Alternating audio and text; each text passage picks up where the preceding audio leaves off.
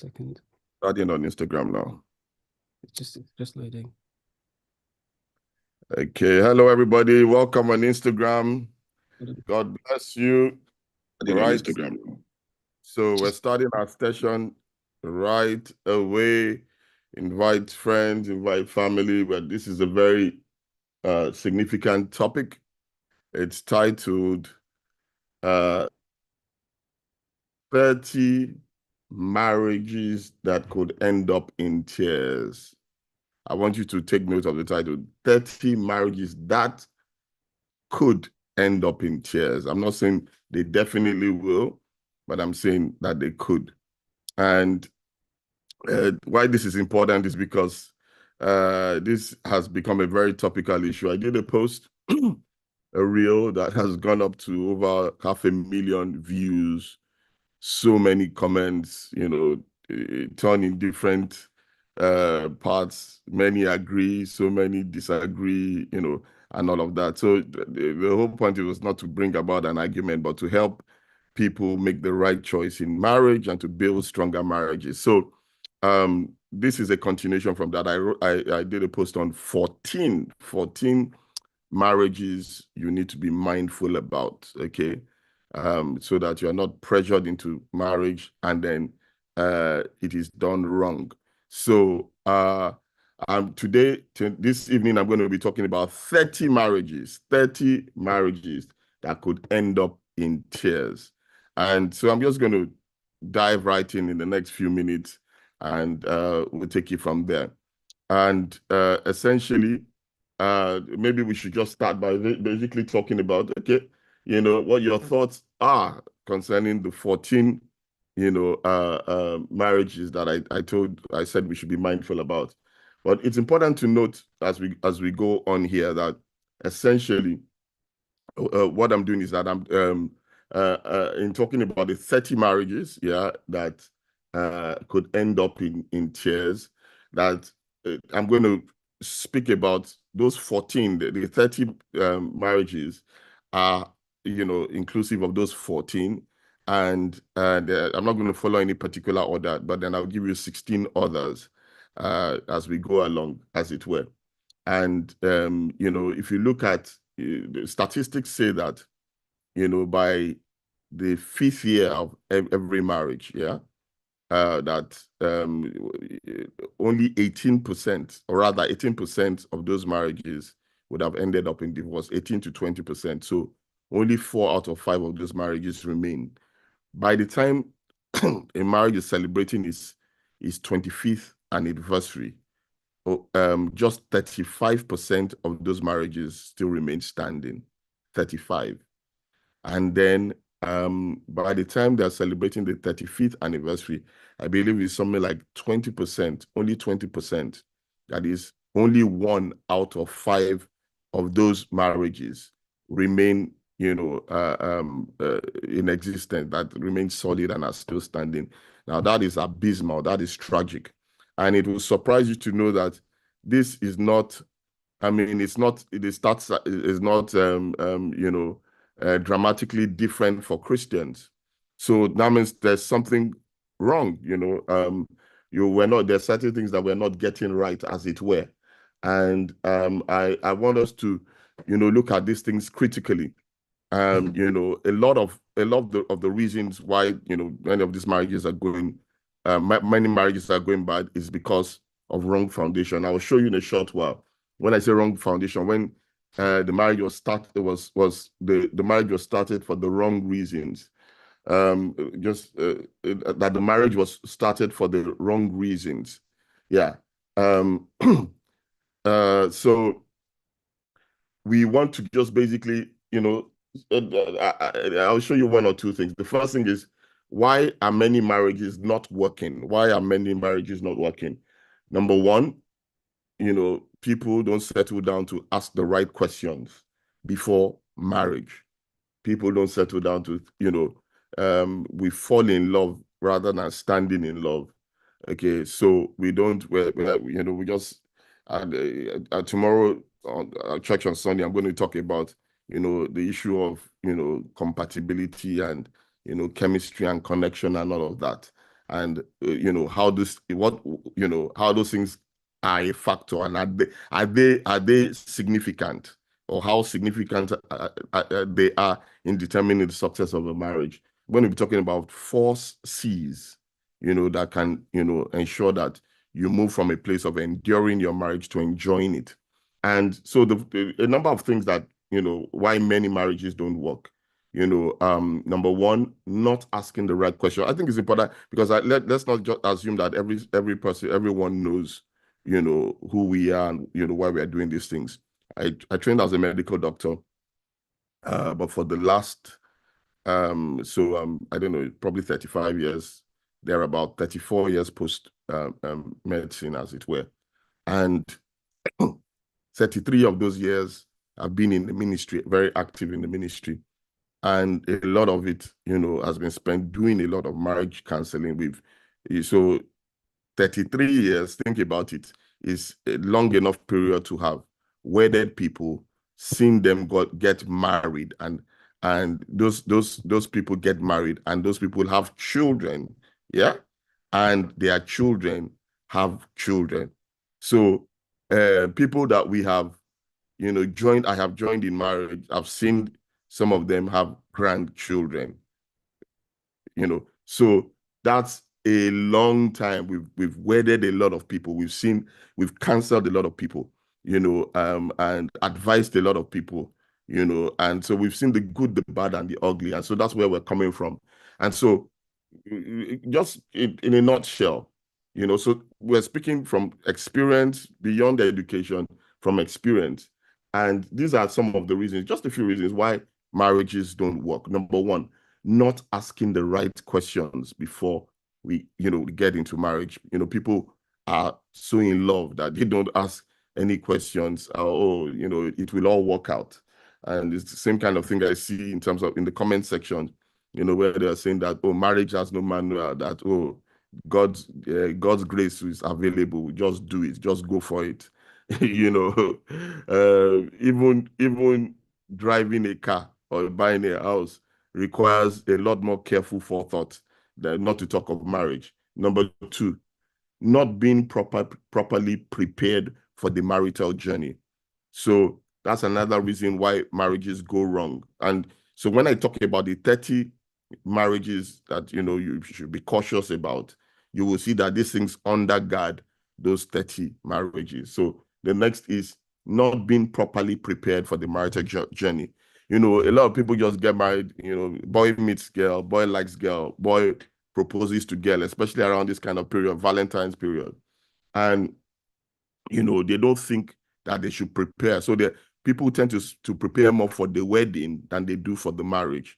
And so you will see there's a lot of going to look at venues, destination venue, practicing the wedding dance, the wedding dress is center, and, the wedding cake, caterers, and all of that. But a lot of people don't go for premarital counseling or guidance.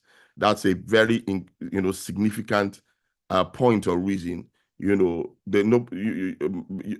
mean, most people will not just go and start a profession without, as it were, going to a university. So how much more, going to marriage school or university, albeit it's just for a few weeks.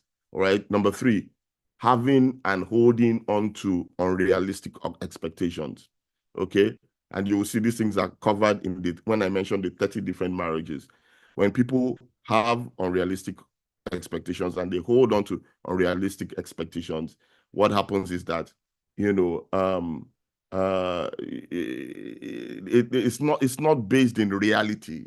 Fantasy, my husband will do this for me, my wife will also, so and so will bring breakfast in bed every morning, blah blah blah, this and that, and so hopes are dashed, people are disappointed, and then the marriage falls apart.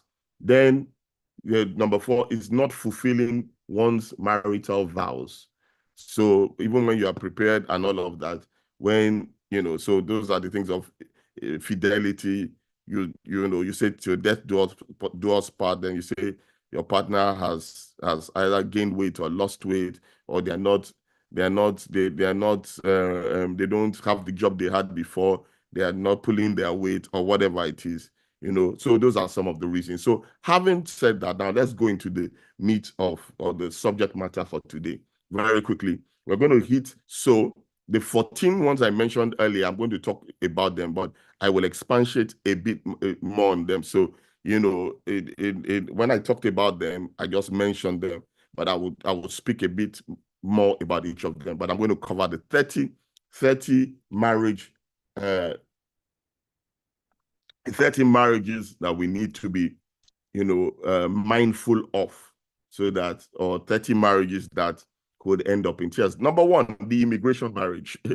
Yeah. And when I say the immigration marriage, if a marriage is held solely for immigration purposes, that you see, your time in a particular country, in England or Canada or wherever, is almost up. Maybe you have a month to go, and then they're like, okay, I need to remain in this country. Then you begin to search around and look for somebody that, do you have a British passport? Even if you are not that direct, you skillfully find out or ask if they have the passport of the country you're trying to stay, and then you get married.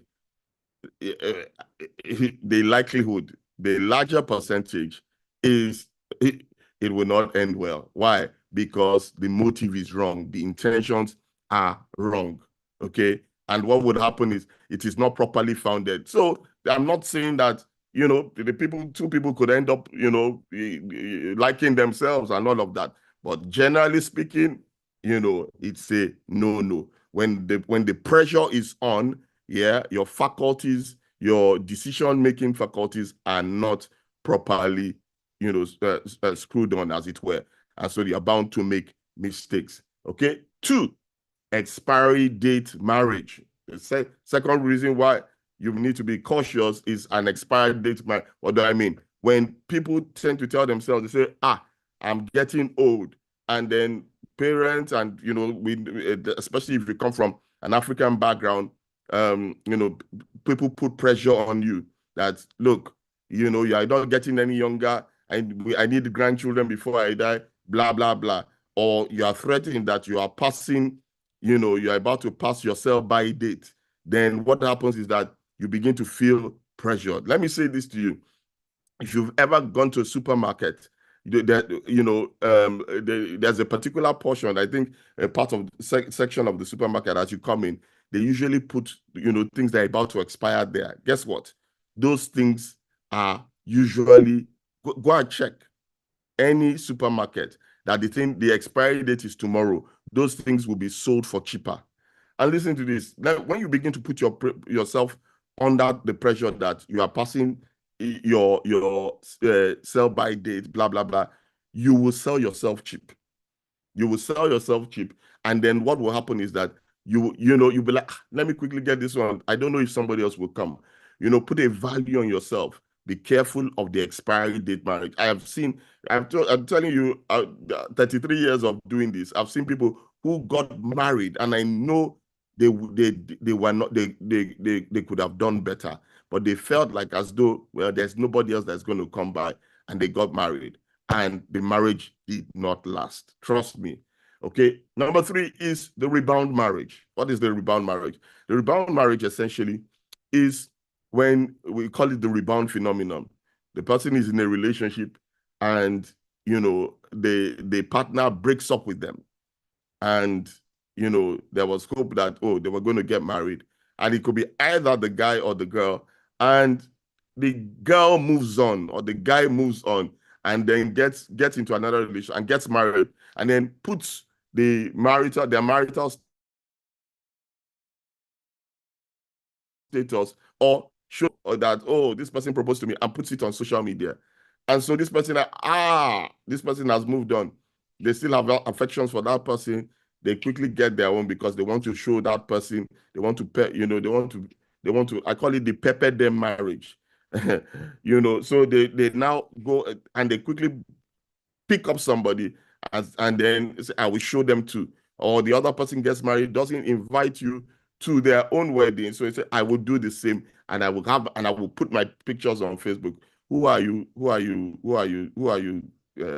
Kidding here? So what is happening here is that you are cutting your nose to spite your face, because the rebound marriage is usually not tried or tested. It is based on a reaction of peppering people.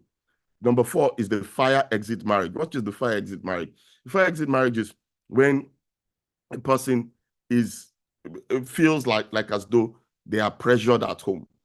In their family home, maybe their parents, they feel the parents are not unfair. Are not fair. This and that. Oh, they keep, sending them on errands. They keep doing this. There's conflict. This can happen to either men or women, but usually more women. Men will just say, "I will move out of the house," but the ladies will be like, "Look, is it because I'm not married?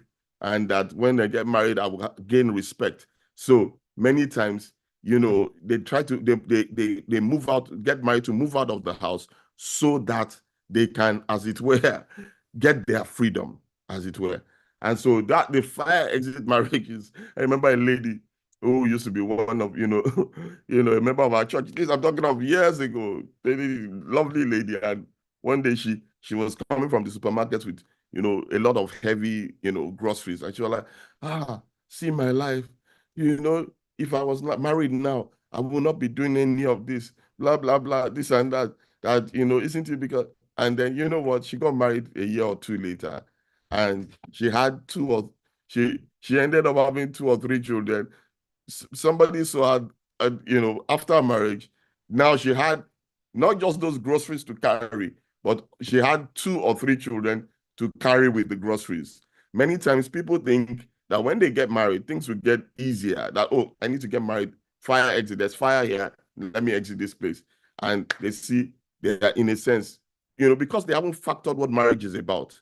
They're moving from, in quote, frying pan to fire. Okay?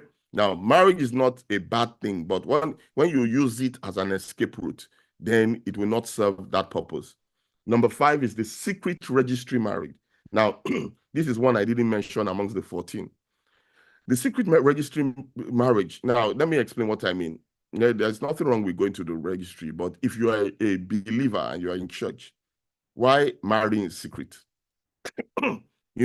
So usually the secret registry marriage is usually done for 1 or 2 purposes, at least majorly one of these 2 purposes. One, there's an immigration situation, and then the people, 2 of them decide we're going to get married anyway. And so what they do is that they say, okay, let's go to the registry. We won't tell anybody, while we're still trying to decide, while our parents are still trying to agree with each other, blah, blah. Let's just quickly go and do this, blah, blah, blah. They go to the registry.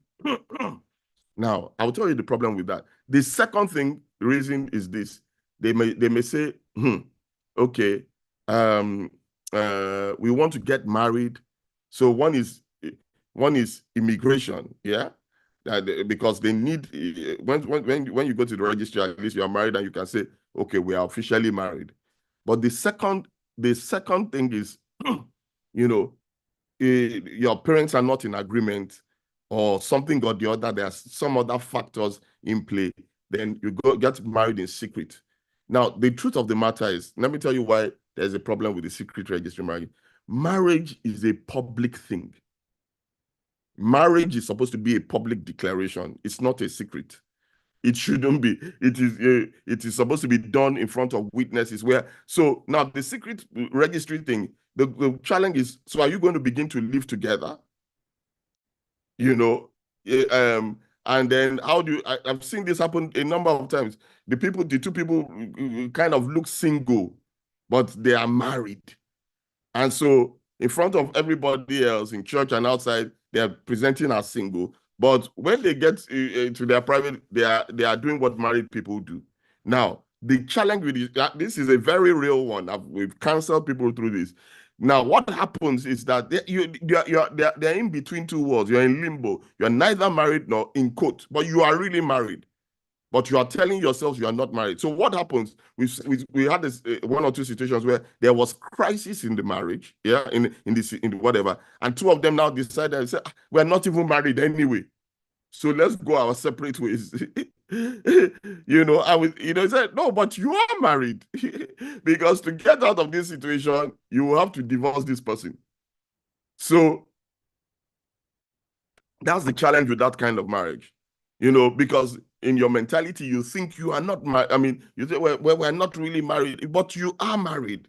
It's no longer play. You can't just say, well, I'm taking my luggage and I'm leaving this place. Now, no. But you see, you will face the same crisis that marital couples will face, but because you are not fully committed, you still think that you have an escape. Number 6 is the sympathetic marriage. What's the sympathetic marriage?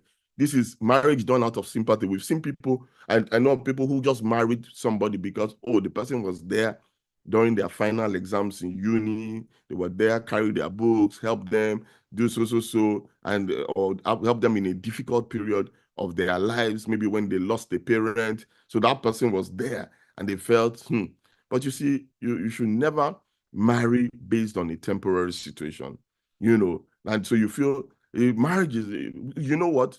Rather than get married, buy that person a gift. Rather than give your whole life, buy that person a gift. So that's a sympathetic marriage. And the foundation is wrong, it will end in disaster. By the time when you start going through the marital challenges, the normal challenges marital people go through, you begin to remind them, look, you that I married because I felt sorry for you. And that already shows a faulty foundation. Okay. And then the next is what we call an evangelistic marriage.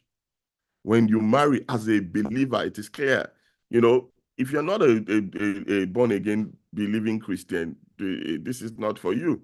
Okay. But if you're a born again believer, you say that you are, the Bible says, do not be unequally yoked. This is when people say there are not enough guys in the church, or the guys in the church are not cool, or the social girls in the church are not cool. So you go and marry somebody who is not a believer or a committed Christian, and you do it with the notion that you want to convert him. Now, the challenge here is that God has not been able to convert him all this while. You feel you should be able. Now, there are the few situations where they eventually get converted, but there are no guarantees. Do you want to live your life on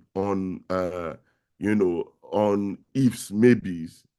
No. So the evangelistic, and you've already started your marriage on disobedience to God. God said, "Do not be unequally yoked." Okay, and then so that's what I call the evangelistic marriage. Then there's the missionary marriage. Now, when I say missionary marriage, the missionary marriage is, I also call it the DIY marriage, do it yourself. This person is a gangster. When I say gangster, this person, it might be a Christian, but this person has major issues, major issues. Where everybody can say maybe the person is abusive, wife beater. This person is a prolific, promiscuous person. And you can see it. They keep doing it. And you say, oh, you will be the one to change him. That you are the one that once you go into, that you have this calming effect on him, blah, blah, blah, that you will change him. Listen to this. If the person does not change before you get married, don't marry the person. This is my advice to you. You don't have to take it. But that's a missionary. When they go, I will be the one to change him. So you go in with that notion. Okay. The next kind of marriage that we need to be careful about is number 9, the cohabiting marriage. The cohabiting marriage. Now, again, like I said, if you're not a believer, if you're not a born again believer, on your way to heaven, as in, then this is not for you. Just don't get abusive in the comment section. You do whatever you want to do. This is not for you. You don't have this. So cohabiting as born again believers, the Bible says we should avoid premarital sex. So cohabiting marriages these are when two people are living together. You are not married, and you've been living together, you've been sleeping together, you've been cohabiting. Then decide you want to get married. Yeah. Now, I'm not saying that anytime somebody, sins or whatever, that means the marriage is not going to work. But listen to this. It has its challenges. It has been proven. Okay. I remember my wife had a program many years ago. I'm talking about 25 plus years ago, where she had with women, I don't know, maybe 30 to 50 women. And there was a survey. She asked the question, what what are the things that you regret? What do or what would you have done differently if you got married again? You know what they said? They said that they would not have had sex before marriage. I mean, the time will not permit me. Maybe I will do another session where I will talk about the dangers or the challenges or the problems or the complications or the complexities that come with having sex before marriage. Listen to this. One out of many is that, think about it. Somebody promises to give you a Christmas present or a birthday present. Yeah. Then on Christmas Day, let's put it this way. Yes, on Christmas Day, they give it to you, but you know that before Christmas Day, you went maybe like a week before, you snuck in, you knew where they put the thing, and you opened up the present and you saw the present. You saw what it was before that particular day. My brother or sister, will you be surprised on the day that he or she brings out the gift to surprise you? What you will just shout, oh, you behave like as though you are surprised. Now, what I'm saying is that, when you have sex before marriage, what happens is that it takes the sizzle, it takes the sparkle out of this sex. The moment the day you now get married, you now get, okay, you've been cohabiting, so it's like you just be like roommates to each other because you've already eaten the honey before the moon. And so a cohabiting marriage has its many challenges, many challenges. All right, the next is the accidental pregnancy marriage. Now, this is not to condemn anybody, please. Okay. And when I say accidental pregnancy marriage, this is when people get married because, well, we were having sex, and now we don't want to abort the child. And that is commendable. Please don't. Yeah. But you see, you also know that was a mistake. The child is of God, but the act is a mistake. Okay. And so and then you now decide, okay, well, you want to correct a mistake with a mistake.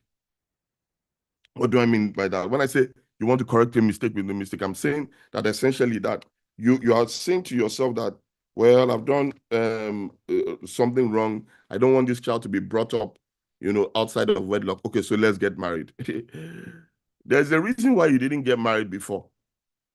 Okay, and those reasons are still there.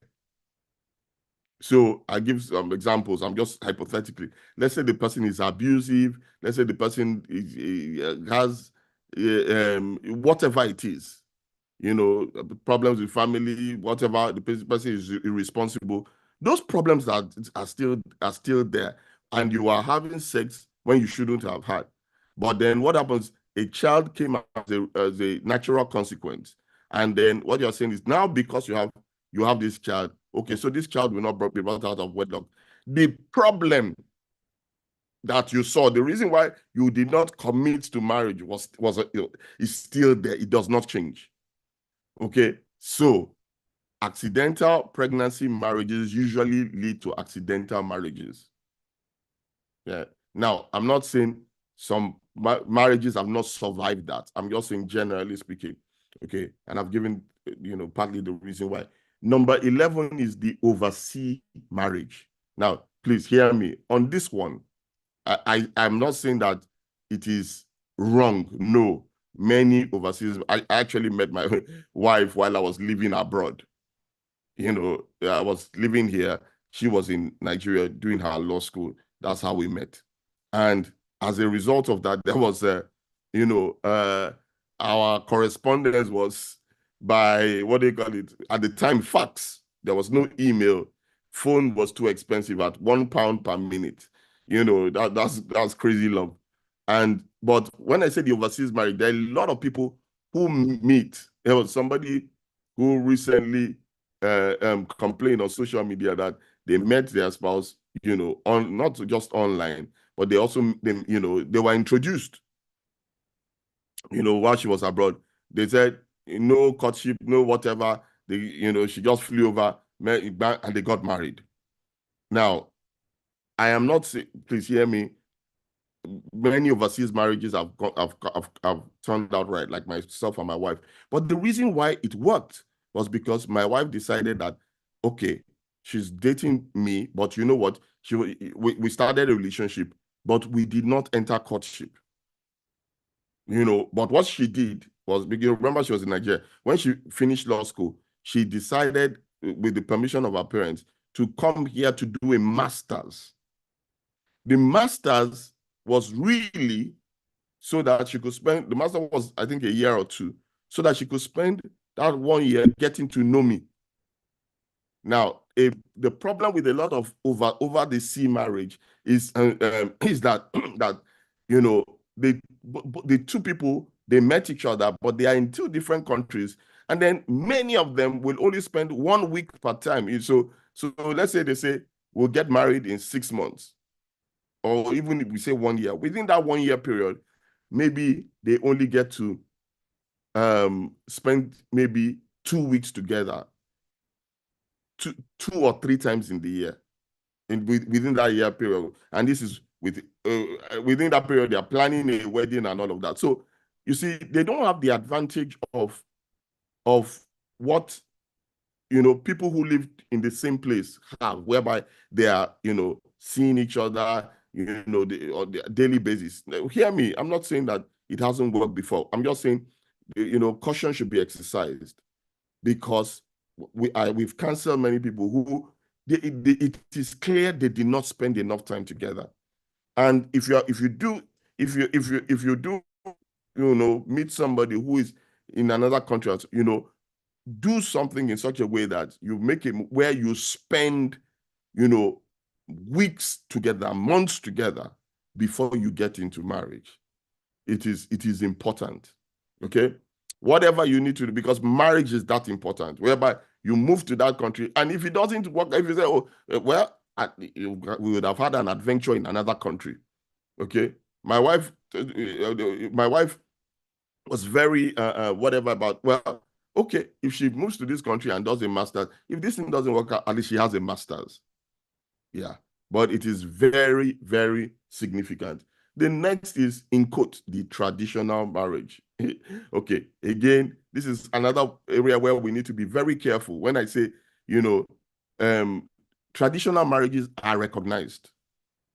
What we call native law and custom, I think that's what it's called. Is recognized, I think, by the British, law system. Okay, and even in at least my country, Nigeria, where when you do the native law and custom traditional marriage, so in some parts, in the eastern part of my country, it's called wine carrying and all of that. Now, watch this. This, like what I said about the registry wedding. There are some people who all they have done, yeah, is the traditional marriage. So we've seen these things I'm talking about. I'm talking from real life examples and the challenges and the problems we faced in counseling. They do the traditional marriage, yeah, wherever it is, yeah, come back, and they continue to both live like as though they are single, at least to everybody. Then, but one way or the other, they are now, there's a dilemma whether are they married or are they not. So when they are facing temptation, they tell themselves they are married, so they sleep together. When they are, when they are not on that, when they have some conflict and issues to resolve, they tell themselves they are not married and that they can walk away. And we've seen a real scenario like that where, these people, the couple came for counseling, and they and the guy was already telling the lady, anyway, we are not married. He says, anyway, we are not married. Now, this is why I say this can be problematic. It can be a major problem. So unless or until you are fully, where you go, you've gone through it's like saying, don't buy a car until you're ready to buy a car, or don't buy the house until you are ready to buy the house. And then you can put down the whatever, do this, do that, do that.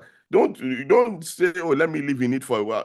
That's what I'm saying. I'm saying when you are not when you don't as it were put when you're not intentional and you're like, okay, this is our traditional wedding day, this is our registry, this is that, and we make the decision, and we will not do any of those things unless we are 100% sure we are both wanting to get married to each other. Then you have a problem. When you do it piecemeal and say, okay, let's do the traditional to satisfy our parents, but while we're still working on this, no, please don't do that. Then there's what we call the society marriage. Again, if your marriage is solely, this person has a name, yeah, the so versus the Johnsons, and and these people have this big name, and those two names coming together, wow, celebrity carabaros, Linda Ikeji, hello, they will carry it. Those celebrity weddings, as it were, when okay, that will take me to the Hollywood one later, but the society wedding is usually a big name kind of thing, where this name versus this name. That's the kind of wedding that happened with Prince Charles and Diana. Then, you see some other royals or big society, whatever. If they don't have proper foundation, when I say proper, that the two don't actually love each other, and then, the other intentional things, which, we have spoken about in different ways, the things to look for in a married partner, and all of that. And that's maybe, well, if you want, I could let me know if you want us to deal the other kind of topics you want me to deal with. You can put that in the comments, and we will do that in due course. But these are marriages where, it is based on, wow, the two families, there are two, it's really the families getting married, two big family names. Yeah. That's the society marriage. Yeah. Number 14 is the Hollywood marriage. So like I said, I've not followed it in any particular order. Yeah, the 14 I mentioned, I've not mentioned all the 14 I mentioned, in that message, but we continue. The next is the Hollywood. I call it the Hollywood marriage because, uh, let me rephrase it for this age, because this message I'm doing here, I preached it about 8 years ago. This as it is, yeah. I've hardly, added anything to 8 years ago. So let's call it the social media marriage. The social media marriage is when maximum age for a man to get married in good time. So please, can somebody help me capture these things? Okay. So the social media marriage, or the Hollywood marriage, this is the marriage where, it's about, oh, we want to hit, or what's the word? We want to blow. Yeah. It's a marriage about let us hit YouTube, all the marriage blogs. Let them, and then your dance and all of that, you practiced it today, you want to do that kind of, and the focus is just on that, so that, and you've already opened up a website. Let's say the guy's name is Joe, and the girl's name is Betty, and so it's you have a website called Joe Betty, Joe Betty Noted or something like that .com. Joe Betty Noted, and then hashtag Joe Betty Noted, bang bang bang, it's all over the place, and you're dancing, and then you already have your tips on whatever you're already various things that you put. It's also by Sasha, this one by this, that one by designer, so and so, and that's the focus of it's about fame, about and all of that, okay, and being in light. And what I tell people is that what will usually happen is that bet on Joe. Thank you. Now I like that. Bet on Joe. The hashtag bet on Joe. And the challenge with this is that, and I've seen this happen, yeah. You are voted the best. Your wedding dance is doing its rounds on reels, being shared and shared, follow millions or whatever. YouTube, you are even earning money on that YouTube site. But then I know weddings that their photos and their whatever are still on YouTube doing the round, but the marriage is over. Why? Because the focus was wrong. All right. So number 15 is, yes, they go viral. Number 15 is the unresearched marriage. Yeah. That one, on that particular clip, people are writing things like, they're asking me, bad bet. Yeah, indeed. And that particular clip, people are saying things like, marriage has no manual. How can you say that?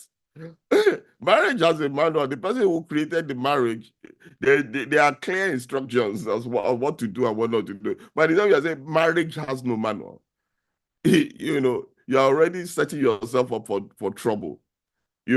So an unresearched marriage is the same as if you want to buy a car. You don't, especially in parts of the world where second-hand car is the norm. You had better find out how the age of the car. You had better find out the mileage of the car. You better find out. I mean, I remember somebody buying a car, and in 3 days the engine knocked. After spending so much, oh man, after spending so much money, the engine just collapsed. Good Lord have mercy. you know, oh God, So you have to do your research, or you're buying a house. These are high involvement goods. You don't just go and buy a house like you're going to buy chewing gum or buy Kit Kat. If you don't like it, you spit it out. But you can't spit out the guy or the lady after you got him married. So you have to research. You need to research the family, the person's past history, their health, their real, and so finances, and so on and so forth. I'm going to talk a bit more possibly about this, church tomorrow. Then number 16 is what we call the financial breakthrough marriage. I talked about that. That is self-explanatory. Maybe you've been living a life of poverty, and then you see somebody who has money, and you say, this person will take myself and my family out of poverty. That's not what marriage was made for. You will find out that or let's put it this way. I don't know if you watched any of these what do they call 90-day fiancé and stuff, where somebody is marrying from a third world country and marrying one American.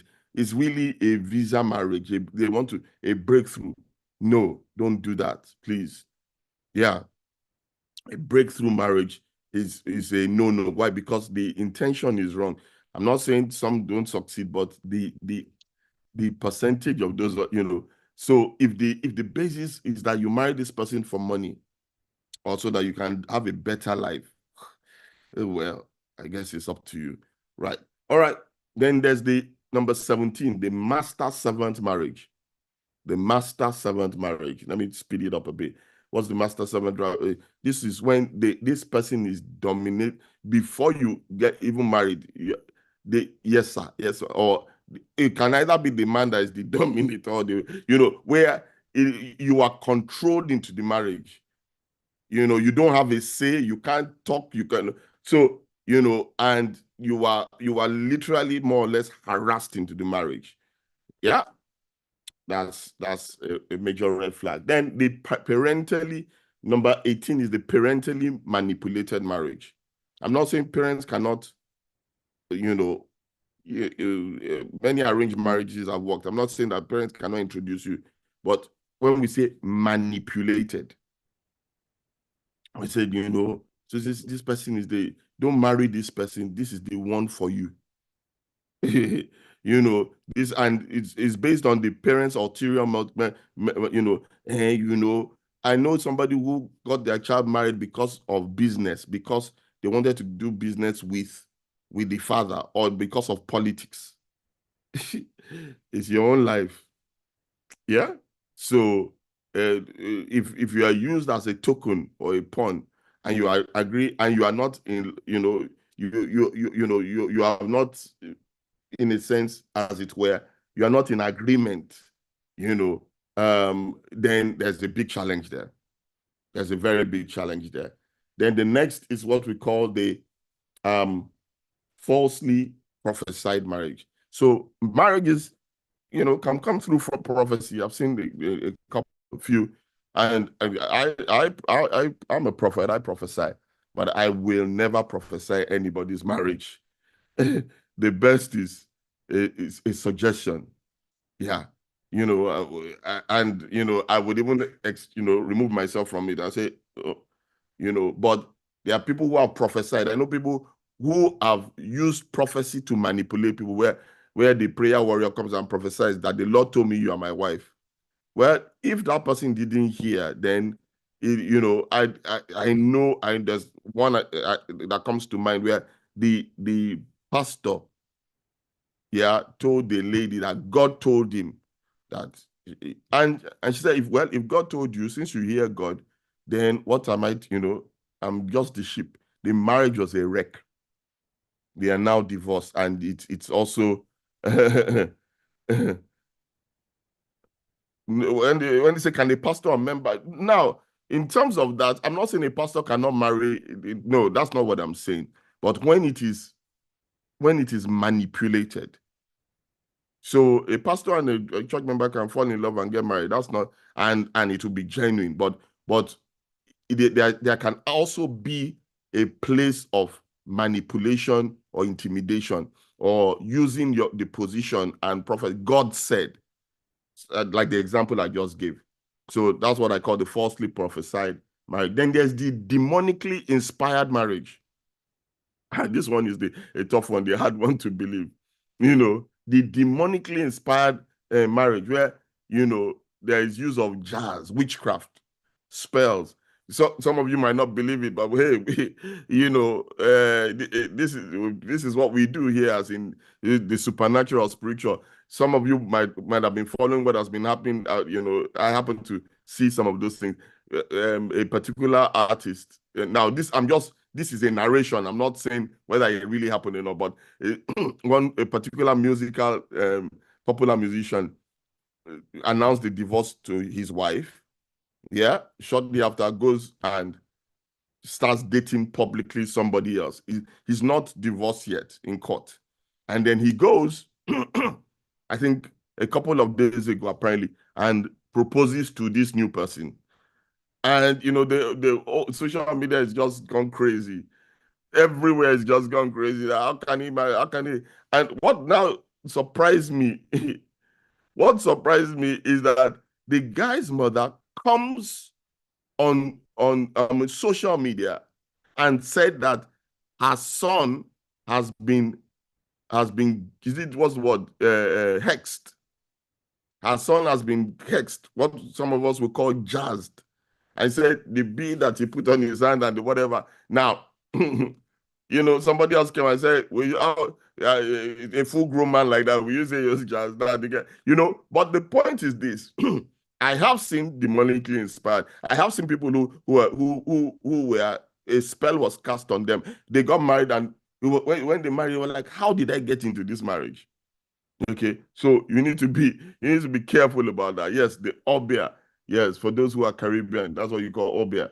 All right, and then number 20, uh is it number 21, the proximity marriage.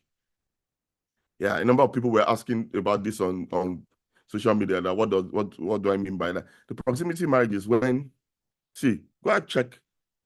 Generally, you'll find many doctors usually marry nurses or doctors. Why? Because they don't have to. Now that's okay. That's a neighborhood thing you get, and and they're also in the same profession. They think alike as well. What I'm talking about is, listen to this. If there are some people who just get married to people just because this person is always around. They are always. In fact, I tell people, I say, look, I was actually one concerned that by one of my pastors, and there was this particular girl. We were, we had to work together, as it were, in church. This was back in Nigeria in those days, and she tells, and this pastor, of mine, told me, he just called me aside once. He said, "Do you want to marry?" Mentioned her name. Let's say her name is, let's call it Beatrice. Do you want to marry Beatrice? I said, no. He said, he says, if you don't want to marry her, then leave her alone. I was like, what do you mean? I said, I'm not doing. He said, if you don't want to, he was a very straight talking pastor. He said, if you are not going to marry her, then move away from there, because she's ready for marriage, and you're being around her. He says, you will. This is how his words. If you don't leave her now, you will marry her. That's what he told me. In my own mind, I'm thinking to myself, I don't have any plans of marrying this girl, But he told me categorically, if you don't leave this girl alone, you will marry her. Do you know? Well, I listened to his advice, and the girl wasn't very happy. It was like, it was all these blah blah blah. Till she's still in court, my friend. I mean, from a distance, she's not. She's till today. She's still not married. And when she sees me, there's But when I think about it, I understood what he was trying to say. What it was, it's like, this girl is ready, and he says, if Shola, if you don't move away from that girl, he said, you will marry her. Why? Because you know what? Even when a person says they're not, tell what proximity. If you spend enough time with one person for a lot, listen to this. It's a law. If talking, doing projects together, I'm not saying that it cannot work out. I'm just saying that if that was not your intention, if I mean, what you should rather do is draw back, and first of all pray. Some people do that intentionally, especially guys. You might not never have planned for them. You say, I can never marry that guy. You know what? He can just begin to just come into your life every day, buy you this, buy this, spend time with you, hang out together, blah, blah, blah. And you said in your mind at one time, people, it's just the law of nature. Yeah. So what I'm saying is, don't get married just because you spend time together. You say, oh, and I'm liking him, and I'm liking him. Well, if you have prayed and you have done your checks, and that is, so it is good when two big people get married because of friendship, because they are friends. But what I'm saying is, do not let your proximity be the result. Don't let marriage be the resultant or effect of something that, again, just using my example, I'm sure you understand what I'm saying. So the next thing, number 22, is a loveless marriage. What do I mean by that? When I say don't marry in a loveless marriage, let me give you what I mean. This I'll just quickly go through. A loveless marriage is essentially when, hear this, when you say that God spoke to you that this is your husband or this is your wife, and there's no, you don't feel any love for them, you don't have any affinity, you don't, there's nothing you say. Hear me right, please. I'm not saying that affection cannot grow, but before, just getting right, before you get married, let the affection grow first. Why? Because the thing is, marriage is tough. That, and you don't just want to get married to your colleague, as it were, and you're just, there are a number of marriages like that. It's just a transaction. Yeah. So I'm not saying they don't work. There are arranged marriages that work. But what I'm saying is, we've seen a lot of people say, "Well, I didn't love him. I did, but I felt it was the right thing to do." That I didn't love him, but I thought it was the right, and I thought God wanted me to marry him, or I thought God, I say marry your temptation. If this is what I tell people, if Moses and Elijah come down from heaven, and angel Gabriel, Michael, and some cherubims and all of that, and they come and tell you, this is your John, John is your husband, John is your, and then they tell you, John, marry him. You know what? Yeah. After all of that, wait until you also begin to have feelings for John. Don't mind what angel Gabriel said, because if it is God, you begin to have an affinity for them. You have a love for them. Yeah. So wait until it develops. Wait until, don't rush into anything. Then there's the contentious marriage. When I say the contentious marriage, what's the contentious marriage? This is the marriage that before you got married, yeah, you are always fighting. Always fight. There is no time. There are people who've come for marriage counseling. I'm sorry, premarital counseling, and throughout they are fighting and arguing over everything. Fight. You haven't even started. Fighters is all contentious. Now, I'm not. Just wait. Usually, people like that, they go through premarital, they will usually put query, or they'll just say wait. Because usually our marriage mentors usually append on their forms and say, oh, they give their advice. Yeah. So don't say, oh, we will work it out when we get in there. Yeah. So I'm not saying that person is not your partner, but make sure you resolve the issues before you. Then number 24 is the rushed marriage. I don't know how the rushed marriage. That's when you say, this is God's whatever, we're getting married in 2 weeks. This is where we're getting married in a month. Or this is the person, you just met the person, you're getting married in 3 months. I'm not saying that it cannot work, but just the Bible says, he that believeth does not make haste. The rush marriage is, because there are many things to factor. There are many things to consider. Don't rush into any marriage. Then there's what we call the unapproved marriage. That's number 25. Number 25. I'm trying to hurry up now so I can finish, quickly. The unapproved marriage. This is when I say unapproved,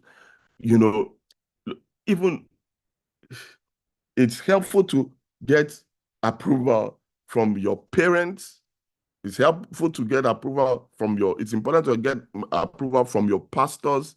It's helpful to get, there's something, time will not permit me to, I can expatiate on this thing, but for sake of time, I'll just mention it, in summary. I mean, so there are some marriages that, okay, your parents may not approve, and later on, blah, blah, blah. But it's better if everybody around you is disagreeing with you and you are the only one saying, and that you love him. It's you, everybody around you, your friends, your family, your parents, and your pastors. Then there's a problem. other one is the underage marriage.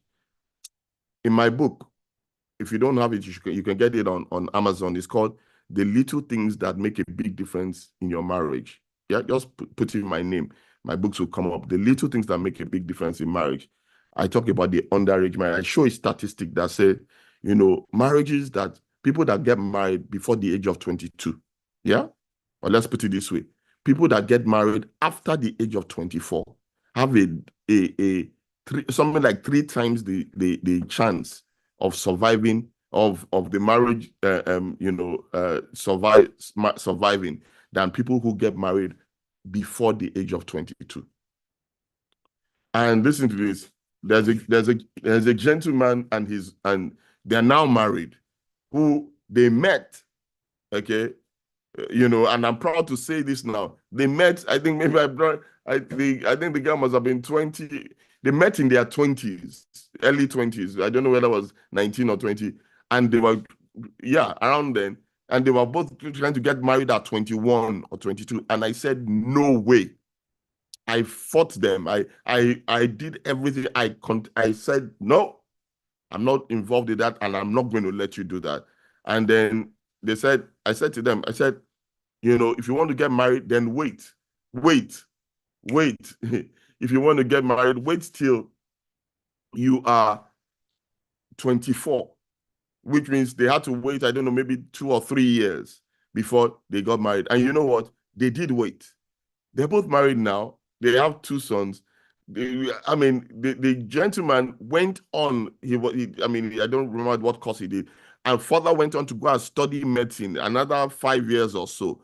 Look, listen to this.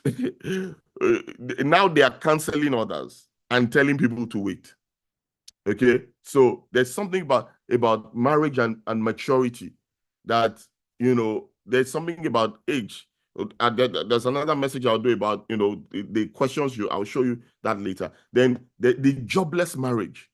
If you don't have a job, especially the guy, yeah, don't marry yet. Wait till you get a job. What's still, if both of you don't have a job, don't marry yet.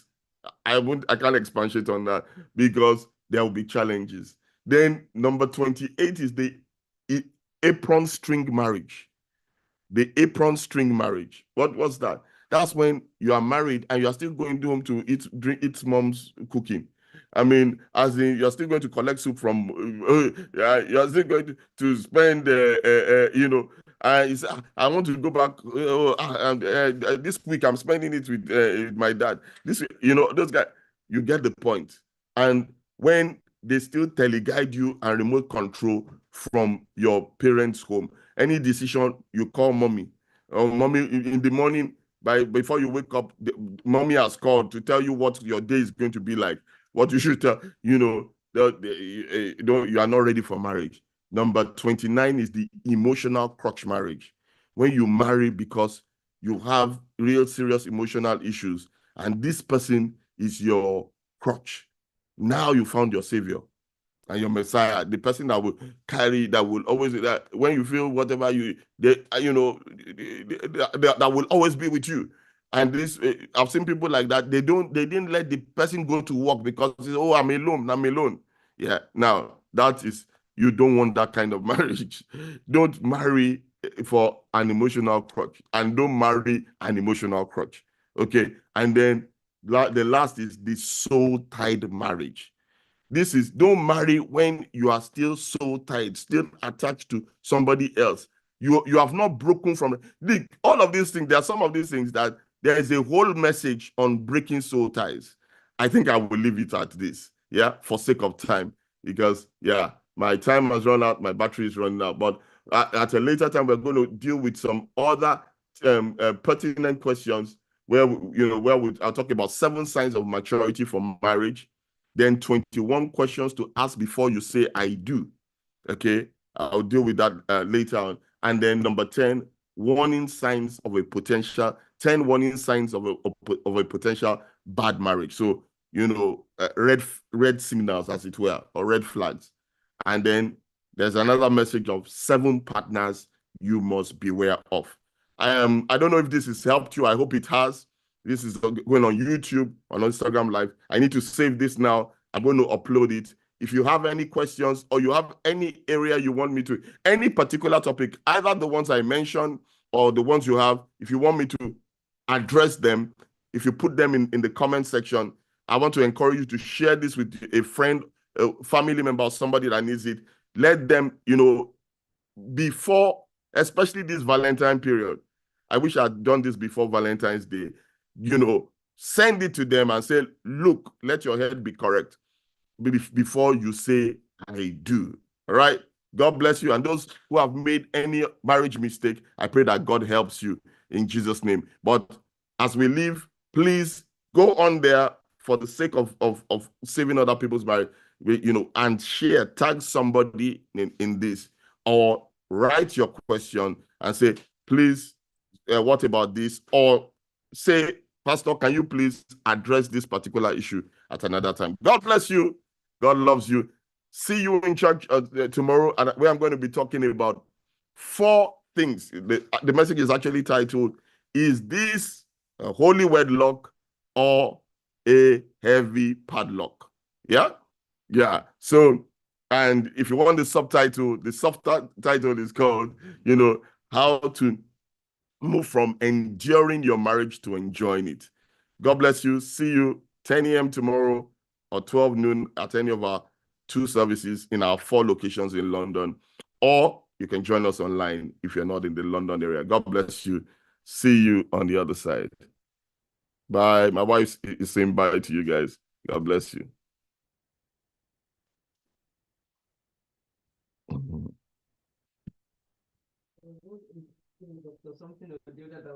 Yeah, throughout. Yeah.